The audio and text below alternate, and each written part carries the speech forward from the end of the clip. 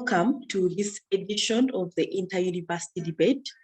This is the fourth group, and today's university is the third university in this fourth group.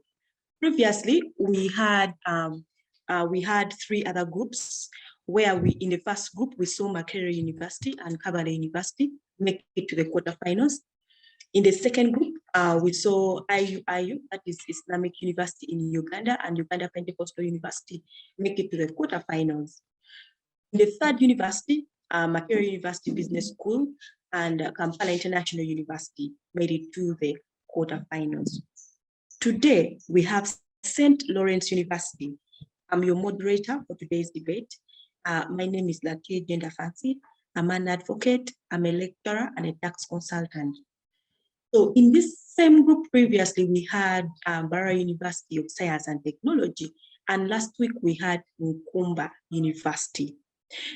The topic for today's debate is innovation is the world's emerging biggest employer, and the creative industry is the heart of innovation. Does Uganda have the necessary enablers for the sector? The students of St. Lawrence University are going to help us unpack this topic today. So this debate is going to run from 2 p.m. to 4 p.m. and it is brought to you by Center for Constitutional Governance, that is CCG, and Civic Space TV. Let me introduce to you the debaters for today. So the debaters for today, the first debater is Mawerere Kitimbo, who is pursuing a Bachelors of Arts with Education at St. Lawrence University.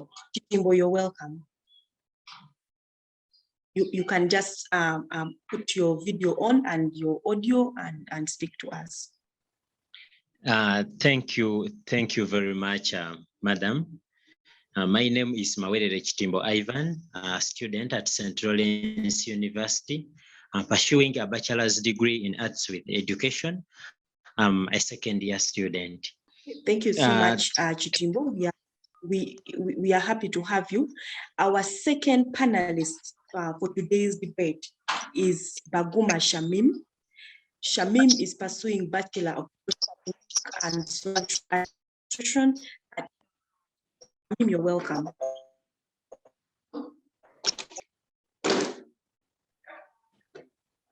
Yes, good morning. My name is Baguma Shamim, and I'm pursuing a bachelor's degree in social work and social administration. I'm currently a third-year student. Thank you. Okay, thank you, Shamim. Our third debater for today is Namakula Josephine, who is pursuing a Bachelor of Arts in Education at St. Lawrence University. Josephine, you're welcome. Yes, thank you. Namakula Josephine, Bachelor of Arts in Education, St. Lawrence University, third-year student. Okay, I'm hoping Joseph is with us. Last but not least, we have Nasirdin. Okay, thank you so much. So to introduce this topic, we have seen the importance of innovation and creativity elsewhere in the world. We have seen it in China, we have seen it in the US, and even here in Uganda, we have seen the importance of innovation and creativity. And there was a research by Mawerere University, which was supported by Resilient Africa Network, which conducted a rapid assessment of the current environment for technological innovation in Uganda. And the results from the report indicate that there is evidence to show that Ugandan innovators are generating an abundance of ideas, but of those ideas, few reach a stage of full implementation or demonstrate scalability and self-sustainability.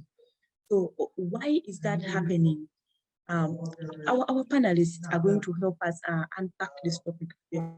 So under this topic, we are going to look at different things. We are going to look at what innovation and creativity are, the current status of creativity and innovation in Uganda. We're going to look at whether Uganda has the necessary enablers for the creative and innovation sector, and how best the government can support and activate innovation and creativity in this country. So hence the topic for today, which is innovation is the world's emerging biggest employer, and the creative industry is the heart of innovations. Does Uganda have the necessary enablers for the sector?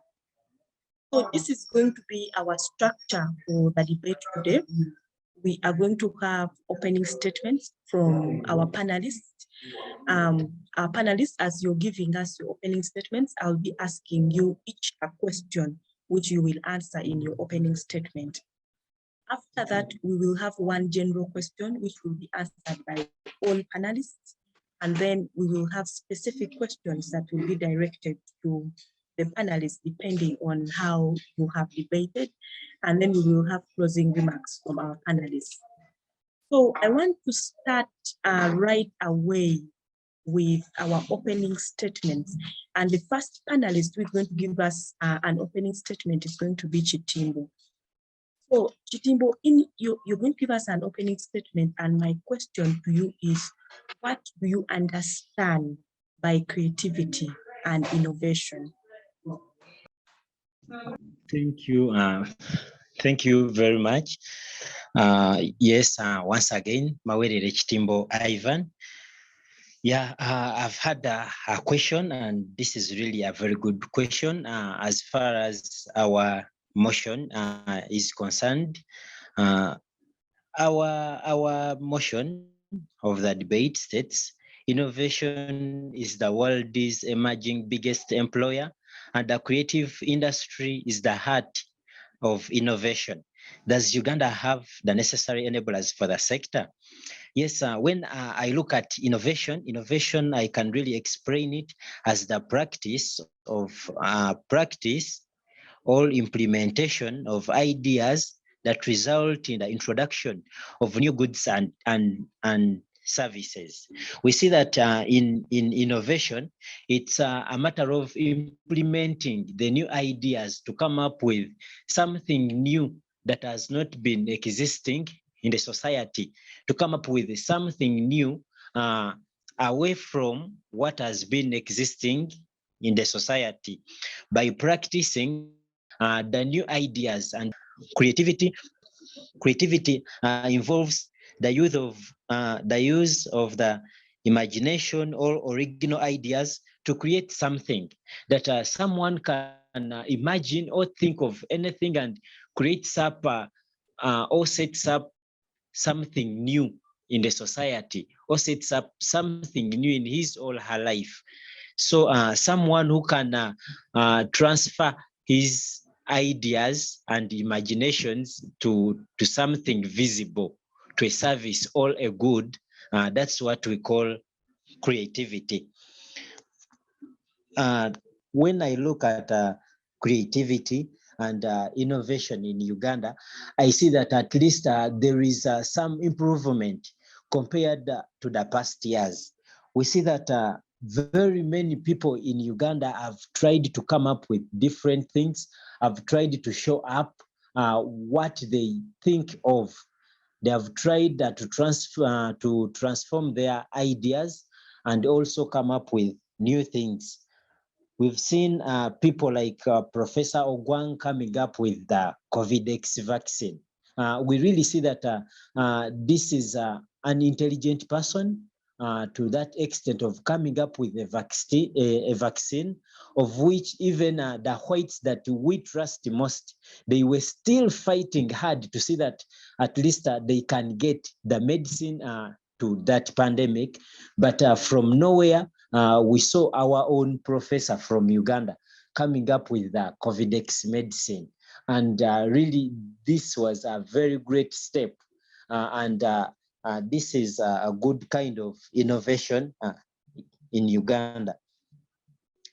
Still, when I look at innovation, because they have asked, does Uganda have the necessary enablers for the sector? To me, I see Uganda. Yes. Kitimbo, you only to give us your opening statement, which you did. that question will be answered at a later stage about the enablers. Oh, all right, thank you. Okay, let us move to Shamim. Shamim, it's time for you to give us your opening statement. And my question to you is, what is the current status of creativity and innovations in Uganda?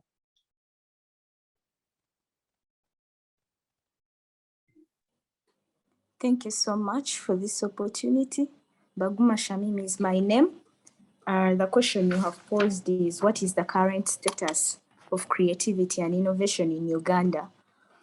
Well, according to what I see, the creativity sector in Uganda is, yes, it is growing, it is coming up, but then it is not yet there. It is not yet progressive. If we are to compare Uganda and other developing countries like, let's say, Kenya, we see that Uganda is not that ahead.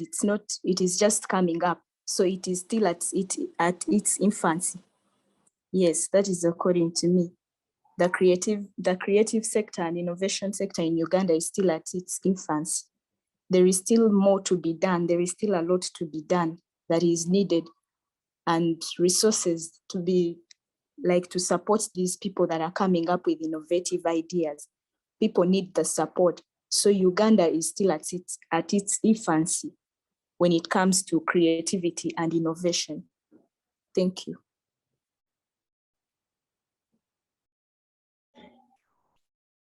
Okay, thank you so much, Shamim, for that. Let me move to Josephine. Josephine, it's time for you to give us your opening statement. And my question to you is, why do you think it's important to adopt creative means and innovation in our system as Uganda? Okay, thank you so much. The question is, how is it important, or why is it important to adopt this? Like we know, the crucial important thing in the world around is creativity and innovation. They are the crucial tools for the development and the sustainable development. For example, if we say art and design, like if you are to look in the art and design industry, if they don't develop, the country itself won't develop. So it is very important for the world to develop, for the creative industry to develop in order to enable the world to develop at a faster rate. An example I can bring here is the leading country, USA. Why USA is developing at a faster rate, it's because innovation and creativity are part of their lives in day-to-day. Their children start to think of something at a tender age. So I think why Uganda needs to adopt this, one is to enable the fast growth of our country. Then another thing is to keep the employers engaged, because when the employees engaged, if I start up something new in our country, even the people that I'm going to teach are going to be engaged in this thing that I have started. So we all work, which is going to limit the laziness that is happening in our country. That's why I think we should be able to encourage innovation and creativity to grow more in our country. Thank you. Okay, thank you. Thank you so much, Josephine, for that. Let me move to Ismail. Ismail, it's time for you to give us your opening statement. And my question to you is, what creative and innovation skills are needed today in Uganda? Moderator, Fancy. Nasirdin Ismail is my name. To answer your question straight, what innovative or creative industry that is required in Uganda today, it is the age of innovation. We need an innovation activities or creativity that can create job opportunities. We look Ugandan so that we can the technological part the technology development in Uganda is so poor that it cannot promote innovation and creativity. So we therefore look into the technological area so that Uganda is one of the countries which is producing a lot of agricultural products. So there is a need to create or innovate something new on how to improve the agricultural sector of Uganda. That's basically what I can say about the introductory part. Thank you so much. Okay, thank you so much to all our panelists for your opening statements. We are now moving to the stage of the general question. And I'll start right away from Kitimbo.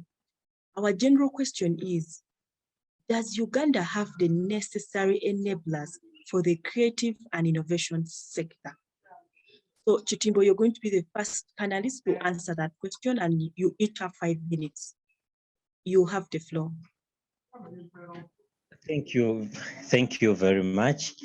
Yeah, the question is, does Uganda have the necessary enablers for the sector? And really, this is what I have for that question. First and foremost, I'll look at the education system of Uganda. I will look at the education system of Uganda, and I will say, really, Uganda has the necessary enablers. I'm looking at education as my first enabler, yeah, to innovation and creativity in Uganda. When we look at the education system of Uganda, how it's structured and what is being taught, you really find out that there is a lot of ideas derived from the education system. Therefore, this education system helps to create more awareness to the young people, the young generation. It helps to impart more knowledge and more skills that these young people can transform. These young people can at least try to digest down and come up with some new ideas in the society. Then the second enabler I would talk about is culture. In Uganda, we are one of the countries that are blessed with various cultures. When we look at the various cultures we are having, you find that these cultures are so innovative, that people in their different cultures, they are really so innovative and they really have good ideas to create new things in the society.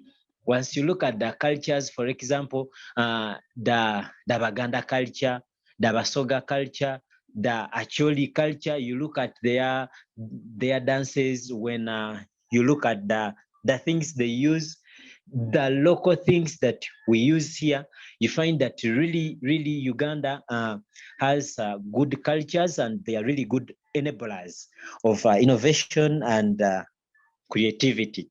Furthermore, I will look at leadership. I will look at our leadership. In Uganda, we have leaders who have tried so much to enable the people of this country to be creative and to be innovative by giving support to people who come out and expose new ideas in the society. For example, His Excellency, the President of Uganda, Yoweri Kaguta Museveni, and the issue of the Kila Motors Corporation, who are set to produce vehicles locally on a commercial large scale. We see that His Excellency Yoweri Kaguta Museveni Haburwa came up and gave support to the, because these people very good, and they were able to start up. So we find that our leader, the president, came in and really he was so happy with the innovation that these people made, and he promised to give a hand at least to help them go on with what they have started and come up with more innovations. Furthermore, I will look at the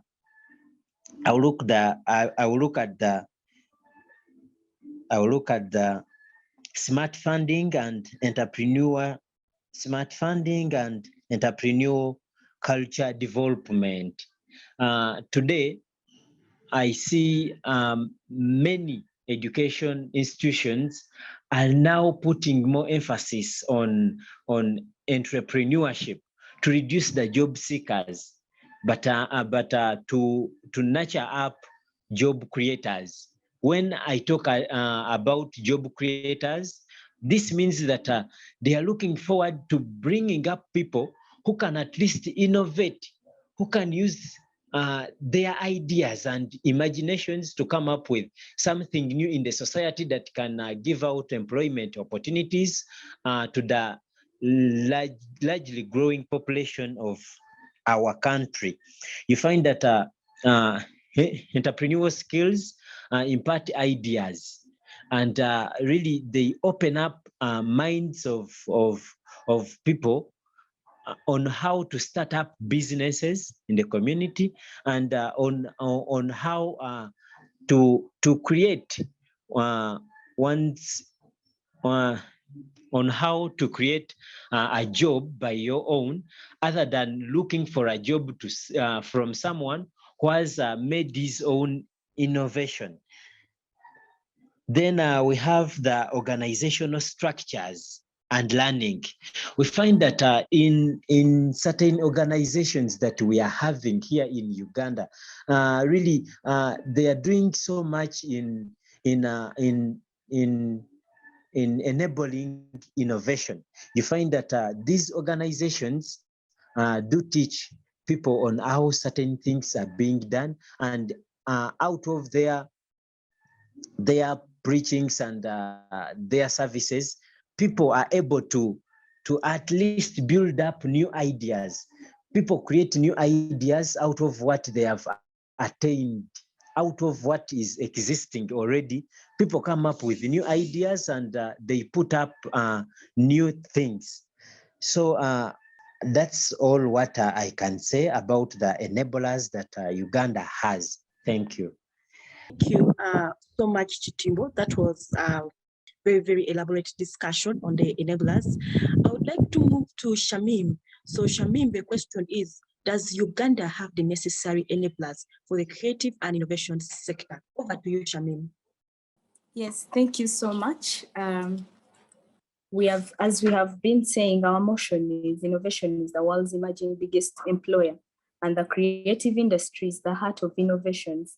Does Uganda have the necessary enablers for the sector? Well, in my opinion, I say Uganda does not have the necessary enablers for the creative and innovation sector.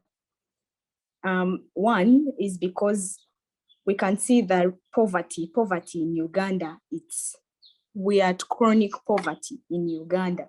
There's so many people out there that actually are living below the standard. Like there are very many people in Uganda that cannot afford their basic needs daily, like food, shelter, clothing. That is why the number of children on the streets is so high. So these children are not in position to perform as required because they lack the necessary things, the basic needs of their lives. So how would you start thinking of something creative and innovative when you don't even have what to eat or where to lay your head?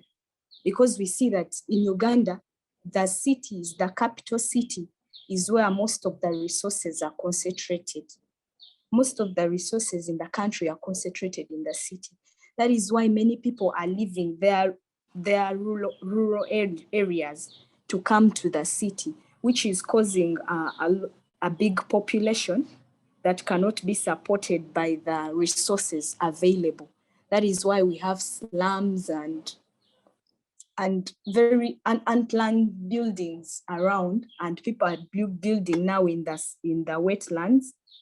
So like we are seeing, this poverty is limiting people a lot because the resources in the country are not distributed rightly. There is unequal distribution of resources. So not everyone is in position, not everyone in the country has an equal opportunity.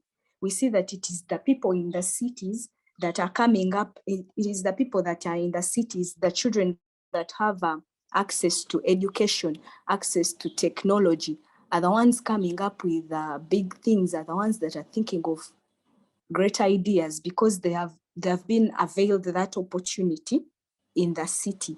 But in the rural areas, there are children that are coming up with ideas. When I go to my village, I find children making wooden bicycles.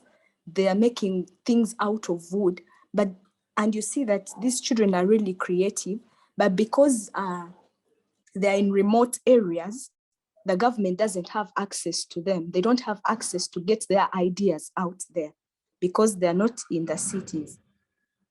Because these children are not in the city like Kampala to be noticed. It is only these people that are in the city that can be noticed by the president to do and support them and fund them. But in the rural areas, it doesn't matter what you have come up with. If you have not gone on TV to be seen, no one will actually know, and this discourages creativity. Yes, so we also have corruption in Uganda. We are seeing that most of the times that the president addresses the country, he talks about corrupt officials. You see that the finances that are being released to support the youth to do something, to support different groups of people to do something, to create a living for them, you find that the officials are pocketing this, they're embezzling this money that could have helped like 1,000 people. And you see that these ministers, most of the people, the officials in government, they're earning a lot and keep complaining of salaries, that the salary is not enough. Yet we don't see what they are doing. They're concentrating in few areas of the country and leaving the big population out there without anything, when they're not benefiting from the national cake. They're not benefiting. Even we saw this, the food relief thing that was going on during quarantine. We saw that the government was giving out food to people, posho and beans to people during quarantine, but many of the areas did not receive. Even here, I live in Muyenga, but even here in Muyenga, we did not receive because they know Muyenga people are rich, so we didn't get things. Now you wonder if Kampala alone, this district alone, did not everyone received. How about the other districts? Did people really get anything? So corruption, because I know they might have released enough, but because the officials in charge are corrupt, they think of themselves, we see that other people are not able to get the required resources. They're not able to get the required resources. We also see, even in charity organizations, there are so many charity organizations, but few people are benefiting from them because of corruption. Actually, even when you get chance to be aided by a charity organization, you still pay for the services that are claimed to be free. Yes, so we also have a lack of role models in Uganda. I would say Uganda does not have the enablers for creativity because we lack role models. When you see in other countries, there are so many role models to see from, to learn from. Children grow up with their parents doing things, great things, inventing stuff. But us here in Uganda, it's actually we are actually used to this life of you have a job and you're comfortable with it. That salary, you earn to eat, and that is it. As long as you have something small to put in your mouth, you don't think outside that, because we do not have role models. We do not have people to see these things from. We've not heard of many people that have created, that have innovated things and have been successful. So the people in Uganda are lacking role models. And then we also have high level of dependency. Uganda as a country depends on these other superpower countries a lot. Uganda is depending on other big countries like China, USA. So as they keep borrowing money, with strings attached, we are living in a life where we have to keep paying off the debt. So when are you going to invest in other sectors in the country when all you're thinking about is paying off the debt as it keeps on increasing? So this level of dependency makes Uganda not to invest money in other things that could help the country develop, because we keep paying off the debt, so you don't have enough to invest. And then low level of technology. In Uganda, most of the things in Uganda are imported. Even things that can be made in the country. You find even toothpick is made in China. We can't even make our own toothpick, because the infant industry of the country is not being supported. You find investors are being given tax holidays. Investors are being given tax holidays, tax incentives, but the locals are not getting that tax holiday. The locals are struggling with rent for their business places. The locals are struggling to pay taxes and pay other bills. So this discourages innovation and creativity, because we do not have enough government support. They're looking at the outsiders more. They're favoring the foreigners more. They're favoring the foreigners more than the nationals. We also see a lack of exposure. Most of the Ugandans are keeping within. Most of the Ugandans are keeping within their territory, keeping within their boundary. So they lack exposure.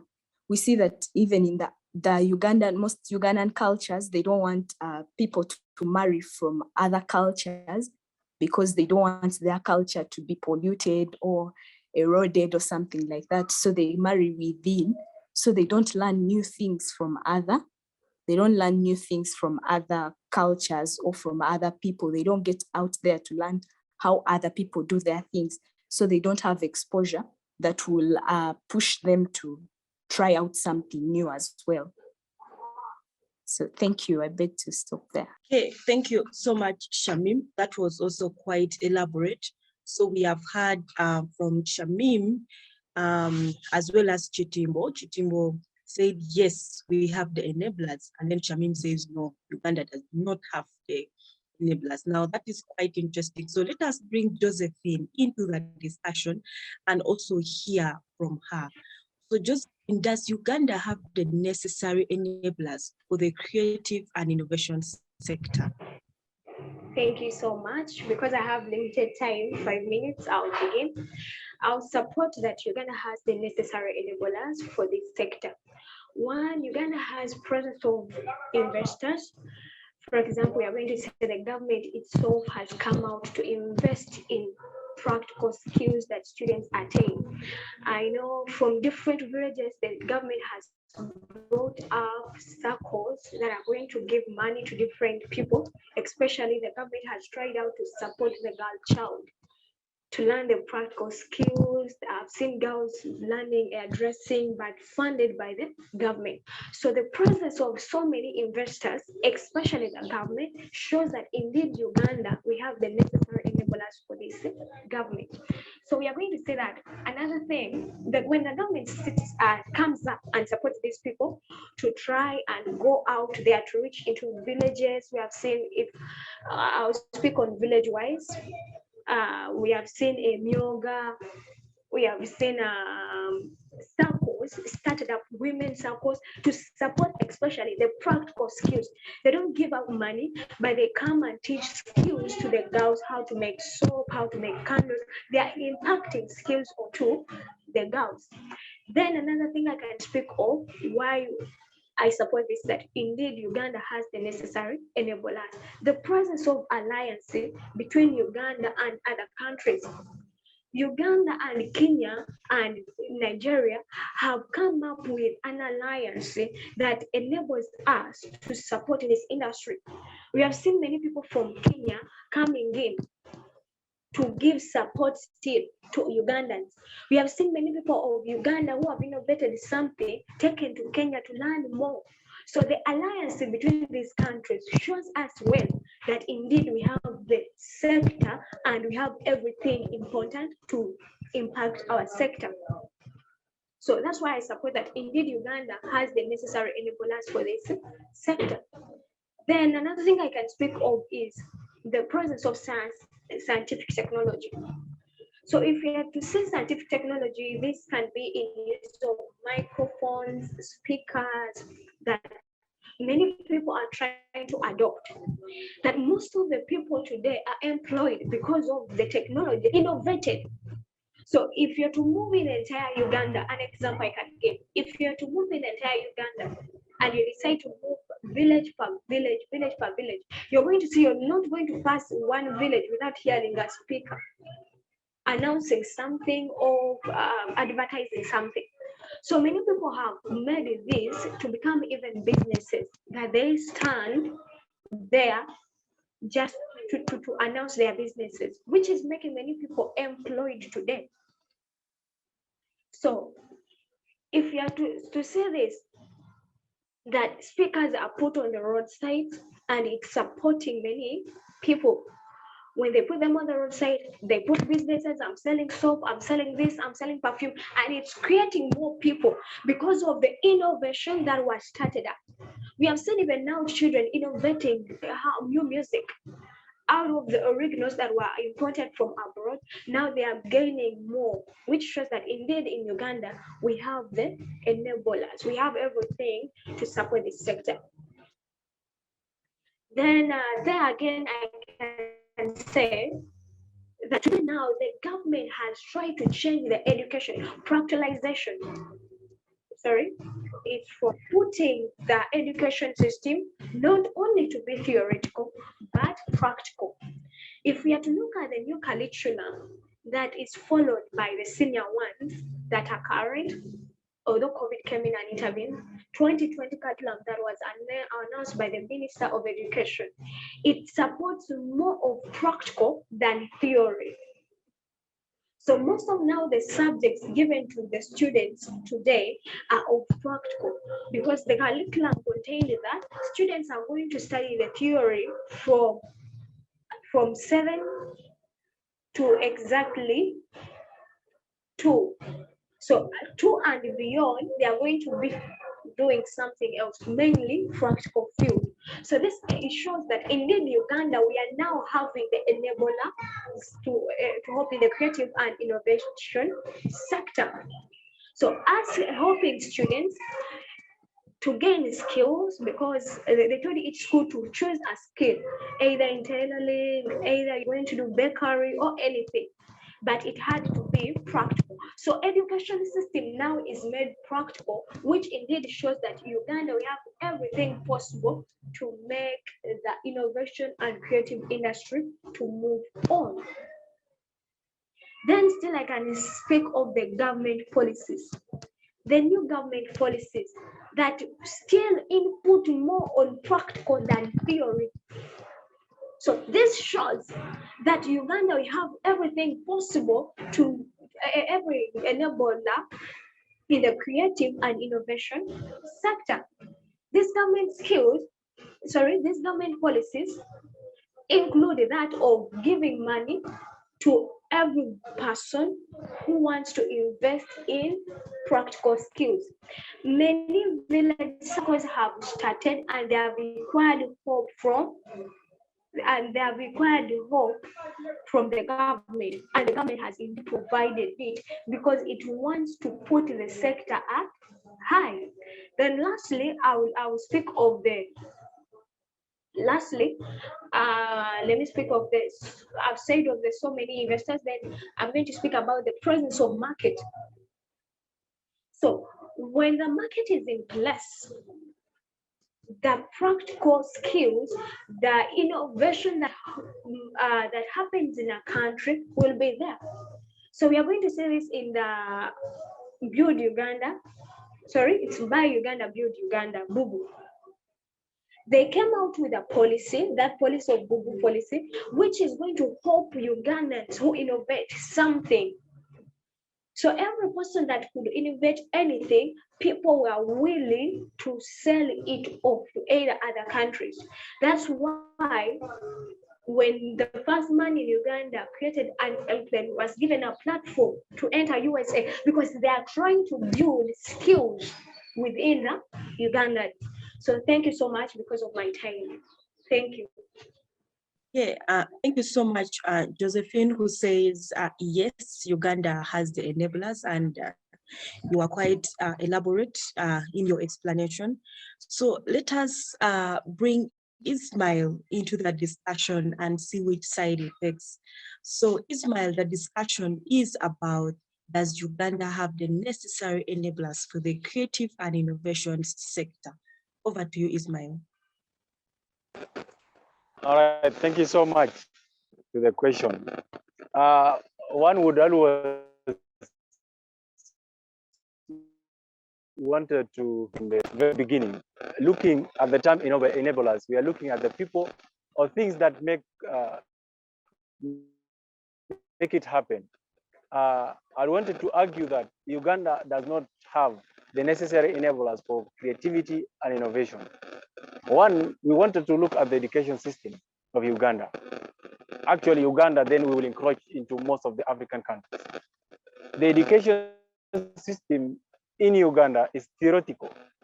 There is no any practical there, you know. And the curriculum, or what the Uganda curriculum teaches, it does not teach things that will move to a practical activity. Take, for example, a student sits in class and is asked to draw the structure of a grasshopper. How will that help us? How will that help us create and innovate something? Anyway, you are asked to name or to label the flower parts, you know. The education system is innovative. It is a very long process for the education in Uganda for you maybe to reach to a level where you are going out to create something new. You start from nursery up to the tertiary institution. All you are doing, you are just prepared to remember. We are all graduates or students or pupils from schools of remembrance. We all remember what we have been taught. And the education system itself prepares us only for the office work, you know, and even what has been inculcated in our families, in our parents, people who pay us to school, you know, they select a particular professions, you know. One would look like, if you have not become a pilot, if you have not become an engineer, or you did not become a doctor, like the other professions you are doing does not market you, you know. The education system does not provide any room for creativity and innovation. From childhood, you are asked to study a particular course. For example, we have this bias in the education system, even at schools. Those who study arts, they look like they are not bright students. You know, they cannot make it in life. And those who study science, they are looked at the brain workers of the place. You know, the education system does not. It is not an enabler to creativity and innovation in the country. One would also look at the level of technology. How are Ugandans well conversant about the use of technology? And we will see what the effect of technology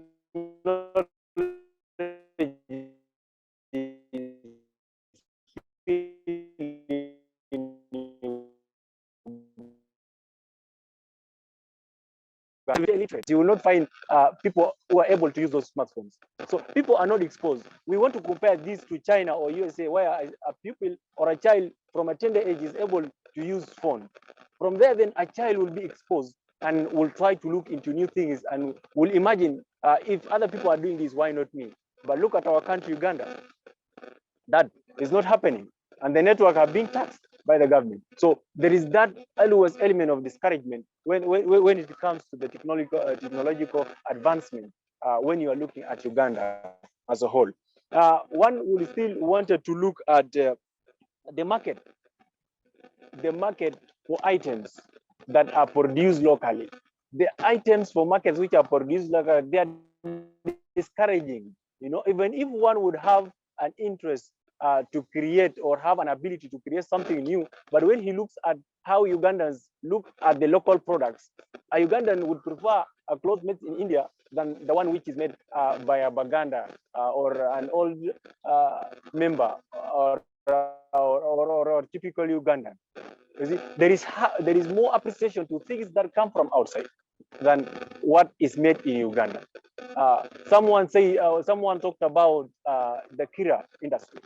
You know, people would prefer to import V8s from V8s, Toyota, and all those types of cars from Japan, India, USA, or all those countries, Germany, but they would not want to appreciate what Ugandans are able to produce. One would also want to look at the economical strength of Uganda. We have seen so many Ugandans who have ideas, but they don't have the capital. They don't have the capital to start it. One would have an idea of making clothes. Uganda is producing cotton. It has the raw materials, which is already here. We have individuals who have skills on how to make the clothes. But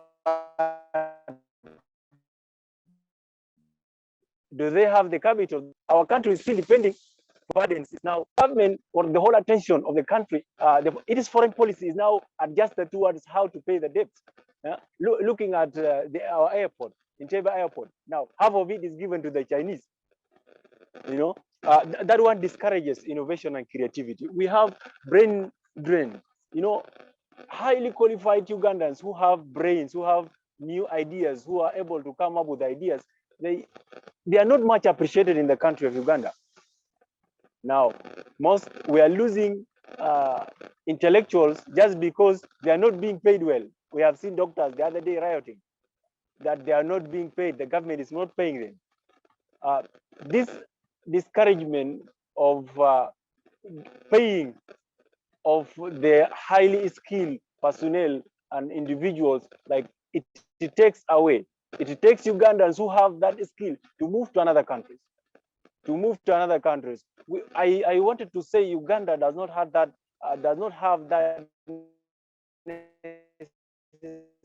enablers because if you about 75% of Ugandans live or sustain their life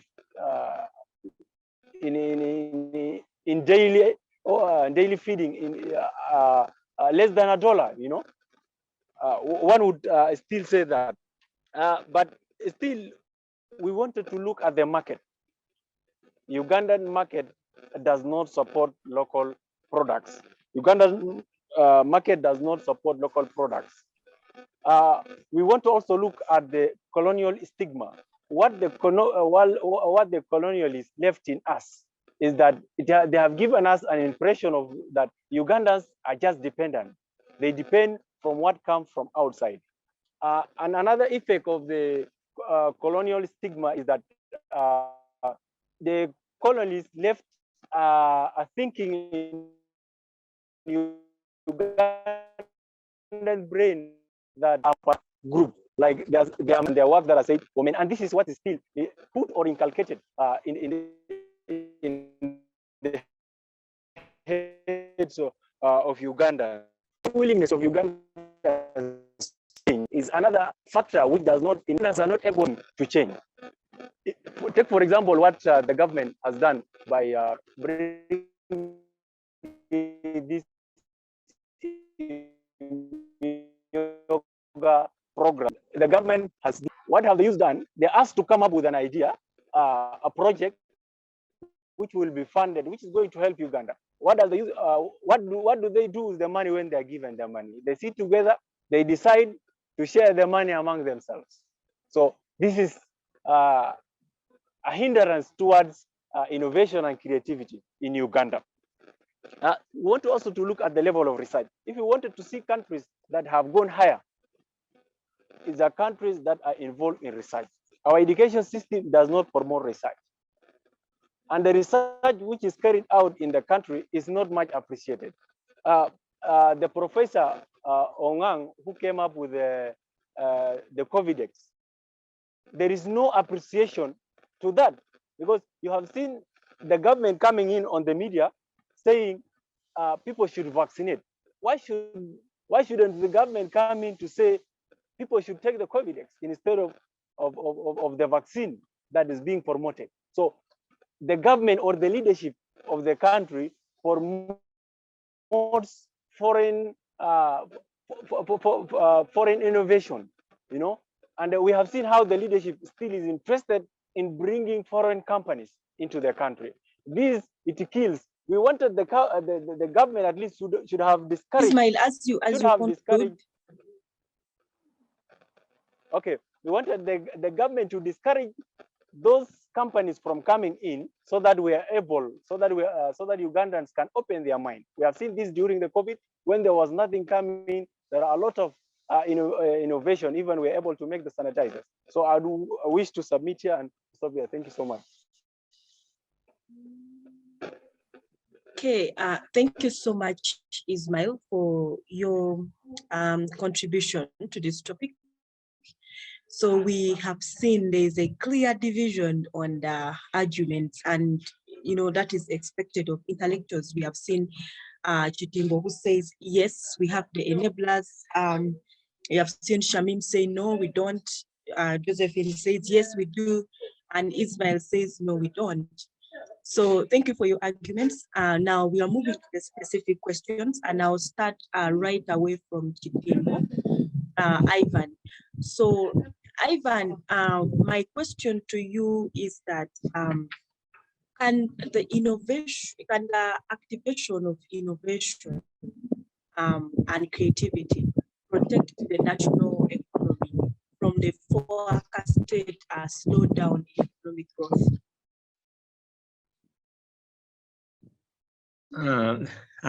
Thank you very much, but I humbly beg for your pardon.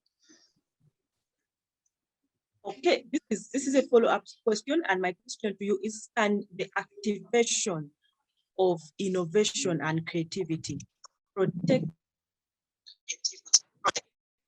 the national economy from the forecasted slowdown in economic growth?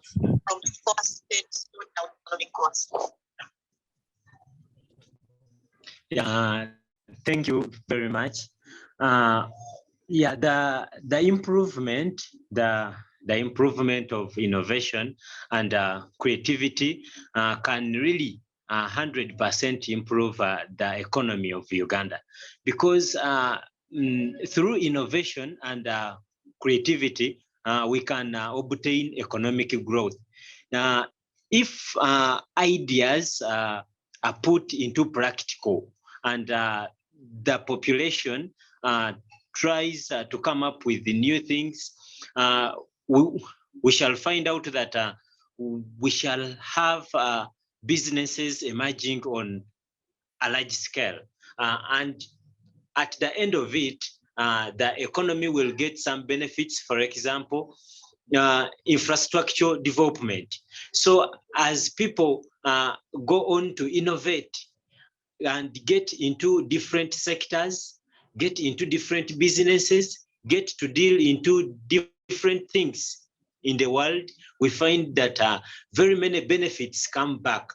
For example, in Uganda here, we are facing a challenge of unemployment, most especially among the youth. So innovation and creativity can help to fight unemployment in such a country, mostly from the youth.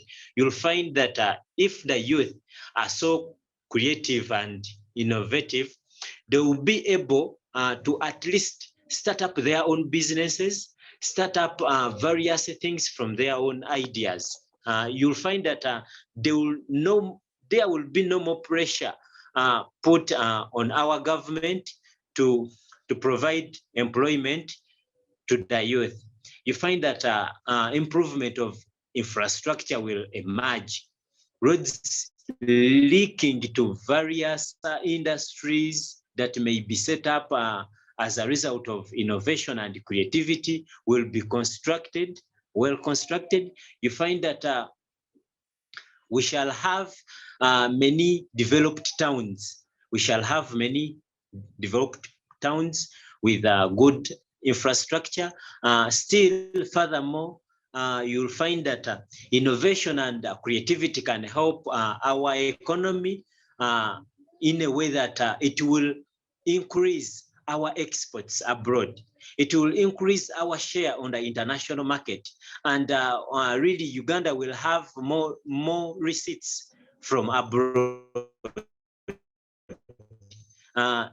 If innovation, creativity emerge at a high rate in our country, you find that the quality of the goods and products and services produced within our country will be of good quality.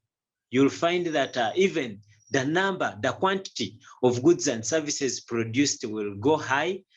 Therefore, exports will be increased. And as a result, the country will earn foreign exchange from the foreign markets, thereby improving on the economic status of our country. Still, furthermore, you find that innovation can help to improve the living standards of the people of our country. You find that in a country where there is low innovation and creativity, you find that many challenges are associated with such countries. When we compare countries like China, where their population, all citizens, are so creative and innovative, you find that the rate of starving is not so much compared to our own country, Uganda.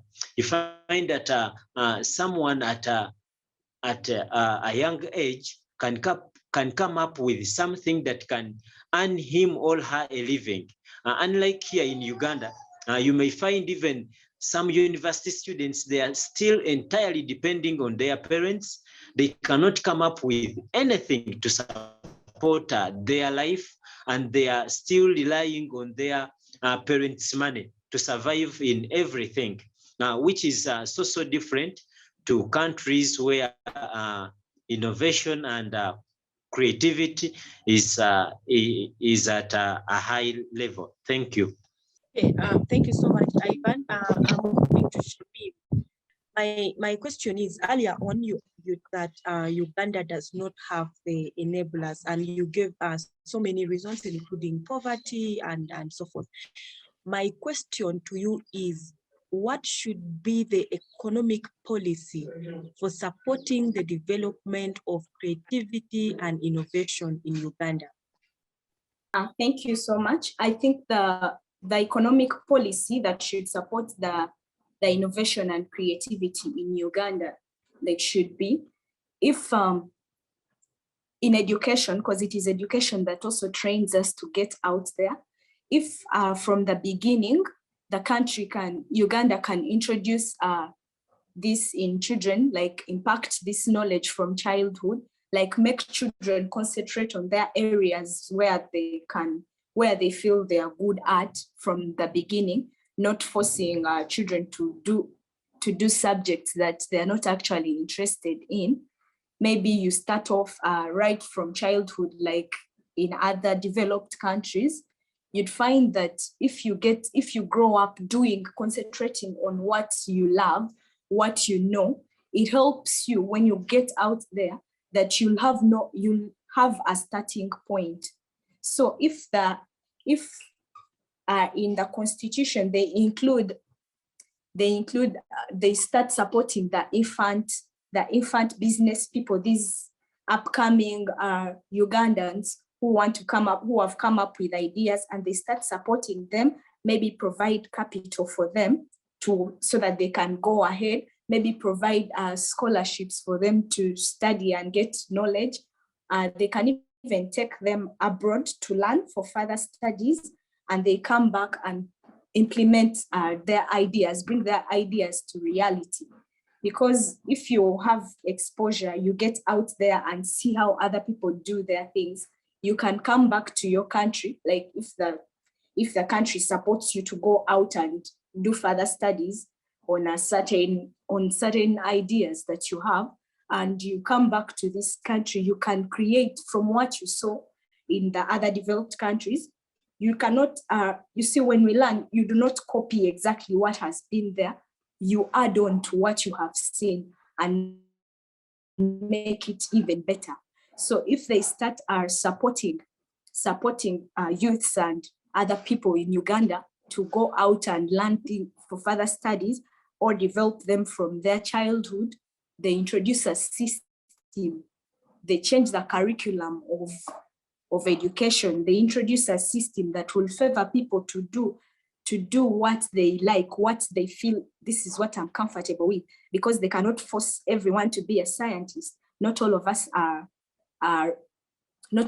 can be scientists. Imagine if the entire country was made up of doctors, who would be the teacher? Who would be the carpenter? So if they do not only concentrate on sciences and make sure they also put effort in these other art subjects and make children learn what they love to learn, they'll get out of school when they have a beginning point, because we have seen our university students graduate and have nothing to begin with. They have nothing to start from.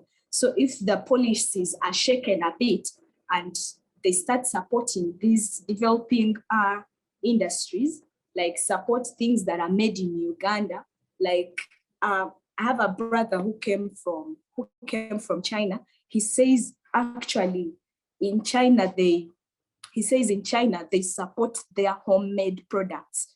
They hardly allow things that are coming from outside. They import less than they export.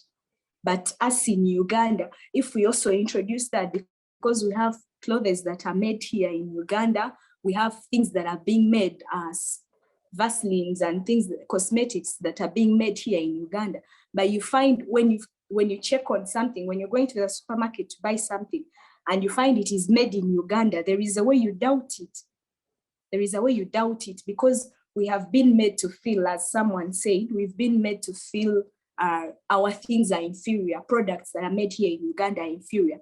But if the country reduces on the goods that are being imported, they reduce on importation, Ugandans will learn to love what is being made within. And also the people will also want to be coming up with something new, because they are assured of market. They will not compete with those other big products from other countries that are well off. So if the country starts supporting these people that are producing things in the country by limiting importation of other goods that are being made here, it will help also other people to come up with other ideas. We have seen people collecting bottles of mineral water and making stuff out of it. I've seen people making shoes out of bitenges, bags out of bitenges, and not importing things. How can we be having these products that are made in Uganda and still import more? Why not import those things that we don't have and use what we have? If we are making bags in Uganda, why should we import? If we can make toothpick in Uganda, why do we need imported ones? So if they limit the importation of outside goods, Ugandans, there will be enough market for the products that are made in Uganda, and you'll see people coming out with other ideas because they know they have market. Thank you. Okay, thank you so much, Shamim, for giving us the economic policy. Now I'm moving on to Josephine, who earlier on argued and said, yes, Uganda has the enablers for innovation. and creativity. Now, Josephine, my question to you is that, do you think that there are other considerations that Uganda should look at before deciding to invest in the creative and innovations industry? Yes, I'm there. Thank you so much. So the question directed to me is, do you think Uganda should look at other things before deciding to invest? Right. I do say yes, but I'll still stand on the fact that innovation is the best thing the government or anybody should look for to invest into anything. The first thing before investing in anything, they should look at the education of a person, because everything deals with education all around the world.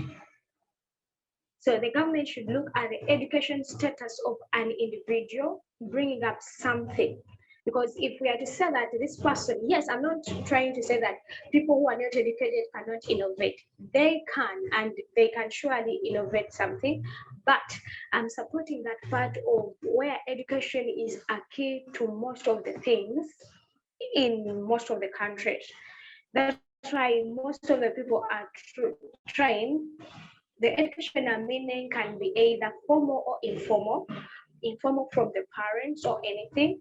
So they should not only look at the innovation, they should look at the education of a person, then equate it to innovation and creativity. Because when someone receives informal education, he or she is able to have something that is leaning onto. That I'm starting up something, but I acquired the skill from my mom or my dad, and I'm getting out of what they told me, and I'm bringing it something new in place. Like my mom taught me how to peel my toke using this right hand, but today I've innovated peeling my toke using my left. So we were to look at when there was informal education, when their fathers. So we see that when boys were taken to learn, they learn different skills from them, and the skills are looked at. But the education attained there should also be looked at before bringing up something. So if a government should invest in anything, I urge the government to look at education, but more to look at the creativity of a person. So the thing that I bring in, I wake up a day and I have an idea of starting up a bicycle with, let me say, 4 wheels, and the one that I've been seeing around is of 2 wheels for grown-ups. So when I bring up something new, the government should look at, where am I getting the idea? Where is it generating? Am I a copycat from another country or not? That is one. So after the government proving, then it is willing to invest in me, what I've brought up. So the innovation alone should be looked at, but also to look at where you got the education or where you got the idea from. Where let me say, another example I can bring up is if we are to look at the making of baskets, weaving of baskets, the way baskets were weaved before during our grand's time is not the same way that baskets are being weaved. There is a way that today's baskets are weaved in a more attractive way. Today there is more addition of colors, more addition of designs, which was not there at first. So if I bring up a new design to the government and I'm willing the government to give me hope to support my weaving, the government should first look at, where did I get this idea? That is the education. Where did I get the idea from? The ground. So after looking at the grounds, then let them invest in my creativity. Then, and still on that, after the government looking at my weaving and how I brought up the idea, they should now be willing to invest in. So I do support the question that you said, that should the government be willing to invest in you, or are there other factors? So thank you. Okay, thank you, Josephine. We are moving on Ismail. So Ismail, earlier on, you said no, Uganda does not have the enablers, and you mentioned issues of education system being theoretical and other things. So my question to you is that, is COVID-19 pandemic going to serve as an engine to innovation? Looking at it, my question is that, is COVID-19 pandemic going to serve as an engine to innovation, if you look at it from a subsistence approach? Yes, I would say COVID-19 is going to serve that, because we have seen during the COVID-19, we have today what is commonly known as vaccine diplomacy. What countries which are able to produce because COVID-19 is here to stay, first of all. People say COVID-19 is going, but it is evident that we have seen from stage 1 up to today. Today we have the Omicron variant. That means the more people think of COVID going, COVID-19 is going to remain. I wanted to say openly, this evolution of COVID-19, or the appearance of COVID-19, is going to change Uganda's status quo in creativity and innovation. I said it is evident by the COVIDx, which Ugandans were able to produce, though it is not well motivated, even it is not well appreciated. That's one. Uganda is able to produce sanitizers. Ugandans are able to make use of what they have, and they're able to make sanitizers, and they have been able to export sanitizers to other countries. We have seen production of masks. Ugandans are able to come up with industries or industries that are able to make masks. In the beginning of the COVID-19, Uganda was looking out to countries that were producing masks. But because of the evolution of COVID-19, Ugandans are able to make masks. Ugandans are able to export masks at the same time. Ugandans are able to produce sanitizers, and they're able to export sanitizers much more enough. We have seen Uganda's attention to production, in particular the agricultural industry. Despite the fact that COVID-19 hit most of the countries, so many people were starving, but Uganda was not complaining as much, unless those people who are in the because Uganda is not depending on other countries to import. Uganda is not depending on other countries to import food, stuff. The basic needs, Uganda has it. So it is not so much desperate to go out. Ugandans are able to make use of what we already have. That's basically about the evolution of COVID-19, because we have seen how the industries and the companies have stopped in other countries. But you see, our president, Yoweri Kaguta Museveni, was giving that liberty of the cargo export and imports taking place. Though individuals have been stopped, other services have been stopped, but in particular, the creative industry in Uganda have not stopped. It has continued to work and is still continuing to work. However much, whether it comes COVID or not, the industry of creativity or production, export and imports continues in Uganda. So one would argue that the evolution of COVID-19 will really improve the creative industry in Uganda. Okay, thank you so much, Ismail, for that. Now we have moved to the stage of our debate where we are able to suggest solutions so that we can improve on the creative and innovation sector in this country. Now, I will start right away from Ivan. So Ivan, my question to you is, how can you as a youth support and promote creativity and innovation in Uganda? Thank you very much. As a youth, supporting innovation and creativity, one is through engagement, through engaging myself in education. first of all, because I look at education as a system that imparts new knowledge and ideas, a system that opens up someone's mind, a system that improves someone's thinking capacity, and after all someone has attained education, that person at least can be so much innovative compared to someone who has not attained the education. I'm not saying that those people who have not attained education, they are not innovative, but they are also innovative, but you can't compare them to someone who has attained education.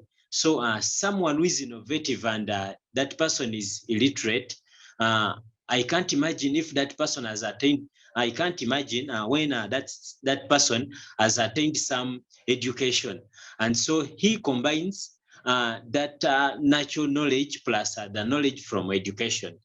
Therefore, me as a youth, attaining education could be my best way of participating in innovation. Then further still, engagement in cultural activities. We have cultural activities that really promote innovation amongst the youth. For example, we have craft making, different cultures, that are locally made. You find that people really become so innovative, they can come up with new things in such activities to promote creativity and innovativeness. Then the other thing further still, development of entrepreneurial skills as a youth. I may mostly look at coming up with new businesses, not necessarily new, but I think coming up with businesses that can support me financially, businesses that are owned personally and they don't require me to seek for a job. Thank you. Thank you so much, Ivan, for that. Moving to Shamim. So Shamim, my question to you is that what would be the best approach for government to ensure improvement in innovation and creativity in the county? The best approach that the government can take is one, sensitizing the public concerning innovation and creativity. They can use, we have media, we have televisions, radios, newspapers, so they can use that to sensitize the public, to sensitize the citizens, to try out something new, and also encourage them, let them know that if they are able to come up with something new, the government is willing to support them financially, to equip them with the necessary knowledge, the necessary skills for them to go on with their ideas so that they come to reality, like implementing them. That is the best way so far the government can, the best approach that the government can take. And also the government can also change, there's some laws that are not really favoring creativity and innovation. So they can come up with laws that also tell people that they can come up with laws that encourage people to innovate things, to innovate and encourage them that it is a right to come up with a new idea and your idea would be supported. So the government can also change the education system a bit. They can maybe include practical skills. We've seen there's some people that know how to make liquid soap. There are people that have come up with new goods, like there are people that have come up with new goods out of scrap things that they pick, and they've come up with new products that are able to be used. So if the government is willing to, if the government allocates finances, if the government allocates funds towards creativity and innovation, then people will be encouraged to go on with that. And then also if they can invest in the education system, maybe provide scholarships to those families that cannot afford, provide bursaries. I see there are bursary schemes that are available, but they're concentrating in particular areas. So if they can spread it out a bit to the other parts of the country, the rural areas of the country, these other children, the youths out there will be equipped with education. And also if the government can also expand, they can come up with businesses and put them in village areas, people will stop traveling from their villages to come to the urban center for survival, because there will be equal distribution of resources in the entire country. So the government can also do that, construct new infrastructure out there, construct hospitals and roads to make sure that the health of the people out there, the health of the villagers, the people in the rural areas is also improved, so that these people are enabled, are strong enough to come up with new things. Because if we don't have good health, good health is the first capital everyone has. So if your health is improved and maintained, if people are having access to good roads where they can transport their products, move them to different areas, then this will help in the innovation and creativity of the country. Yes, thank you. Okay, thank you so much, Shamim. Moving to Josephine. Josephine, my question to you is that how can we develop creativity and innovation among the young people in this country? Okay, thank you so much. My question is, how can creativity be developed among young people? Truth to be said is creativity is hard to be developed or put into people. But most situations that bring creativity are the situations that people are passing through. The problems that most of the people in the society pass through is what develops creativity among people. The only thing we have to do as the government, or what people should do, is sensitize them on finding possible solutions for themselves that promoting hope, because someone can be in a certain situation and is having a problem, but instead of being creative, sitting and critically thinking, is waiting for the government to fall. We have seen many people who have been attacked by floods in Kasese, people houses being burnt, like people Bowino lost their clothes when fire went out. But most of them, when they come out, they seek for hope. We need the government to help us. What we can do is sensitize them on how to sit and critically think. If fire is out and you've lost your capital, what are you going to feed your family with? Don't ask for hope, but sit and say, am I going to, is a person going to live on only that? Oh, so promoting creativity is teaching people. One we should do is teach people to solve their own problems than waiting for hope. Asking hope from someone else is not giving them creativity, but leaving them to sit within their problems and find their own solutions. That is one. So helping them, teach them how to solve their problems than waiting for. Then people in the society still should be funded. That is another way of promoting creativity. We encourage promotion of different groups among themselves, then fund the groups. Let me say, the government can come up with a policy of saying youth make a group of 2020 in each village, and a group of 20 is promoted in each village. They can say that each group is going to be given one aim, and this aim should be accounted for in a month time. We should see something that you created. So the government does not come up with what the youth are going to use this money for, but it gives them money for them to think. It's like subjecting them to be creative. So I think the government should first finance, then sensitize them, leaving them with problems and encouraging them to be creative to solve their own problems. That is one way I think we can promote creativity among youths. Okay, thank you, Josephine, for that. Let me move to Ismail.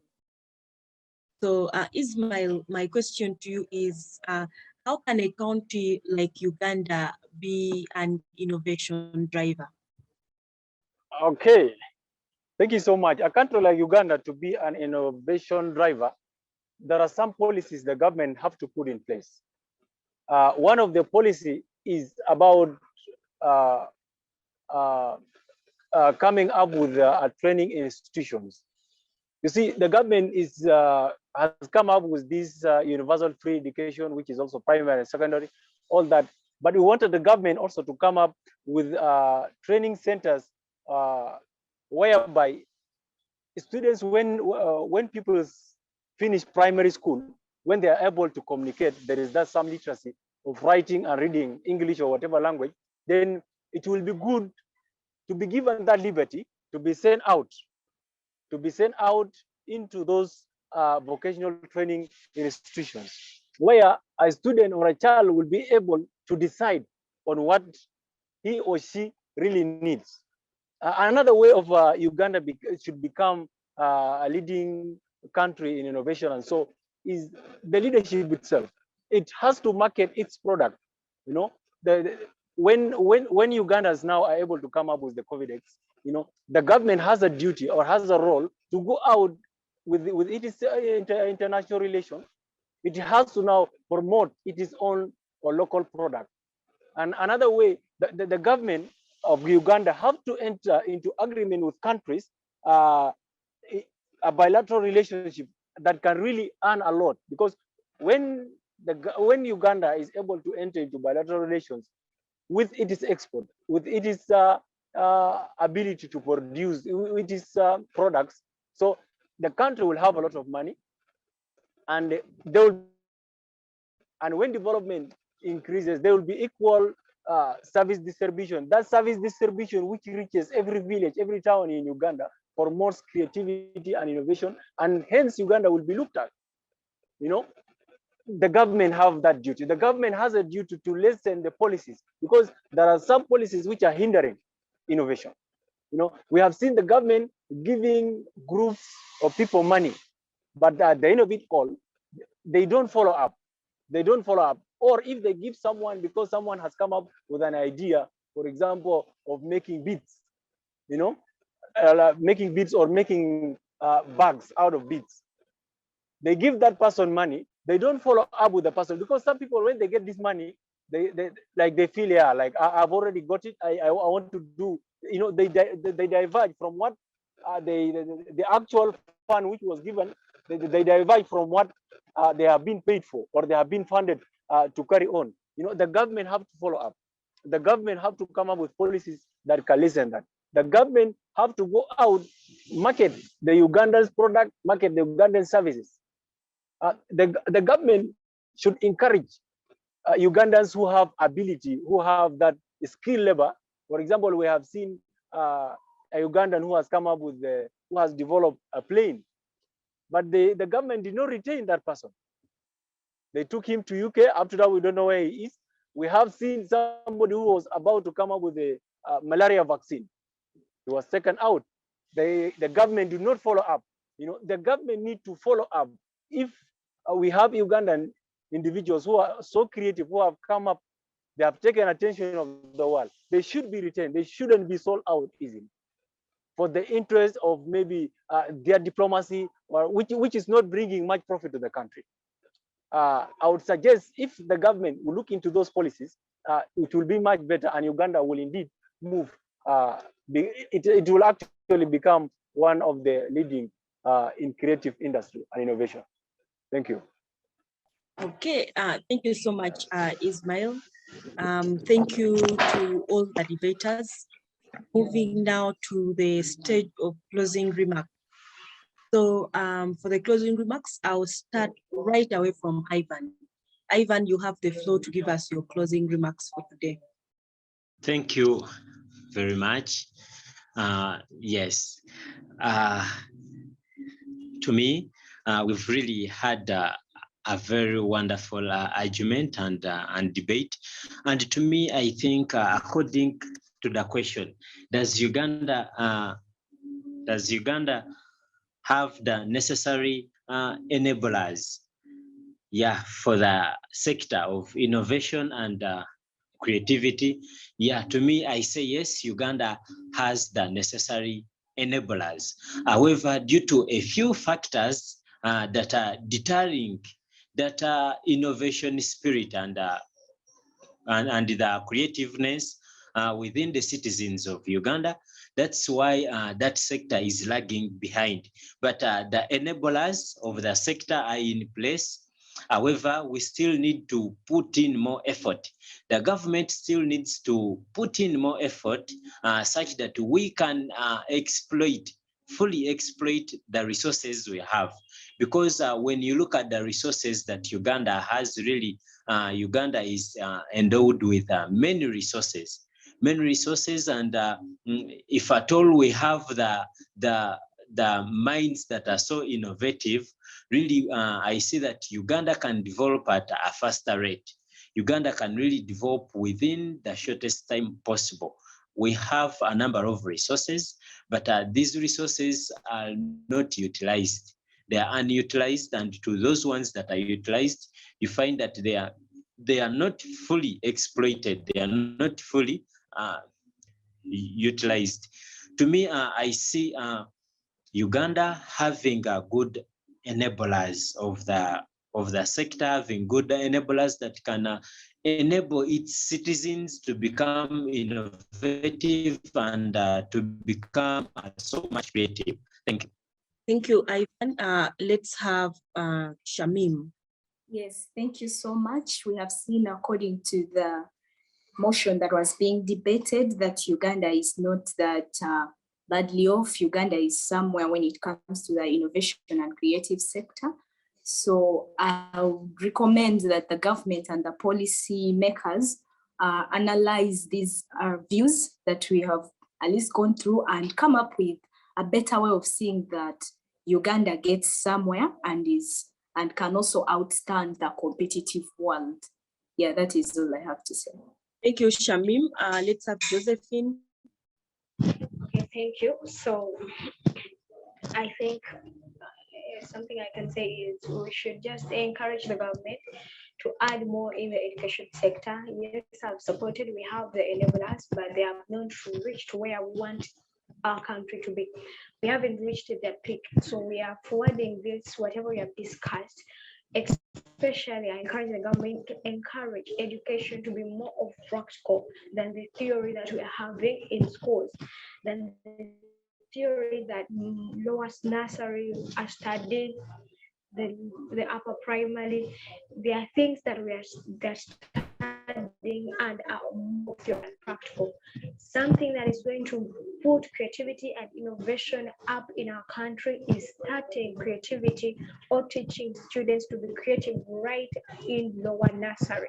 Teach them how to make things, teach them the technical skills, the skills that are going to be used in the upper primary later when they learn how to solve different problems. So I only encourage them to change a bit in the education system.